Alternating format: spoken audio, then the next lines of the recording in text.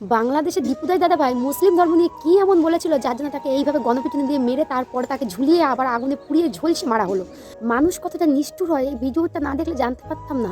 মানে সেই মানুষটাকে কত কষ্ট দিয়ে পিটুনি দিয়ে মারার পরেও তার নিস্তার হয়নি, তাকে এভাবে ঝুলিয়ে পুড়িয়ে ঝলসে দেওয়া হয়েছে। মানে মানুষ কতটা নিষ্ঠুর হলে এমন কাজ করতে পারে। আমরা দেখি আমাদের রীতিমতো বুক কেঁপে উঠছে, চোখের সামনে রীতিমতো ভেসে উঠছে যে মানুষটার আত্মনাদ এখনো যেন চিৎকার করে বলছে আমাকে ক্ষমা করো। আমি মানে সে হাত জোর করে করজোরে সকল মুসলিম ভাইদের কাছে ক্ষমা চাওয়ার পরেও জানি না কি এমন অপরাধ করেছে যার জন্য এত বড় সাজা আমার মনে হয় না দেওয়া উচিত।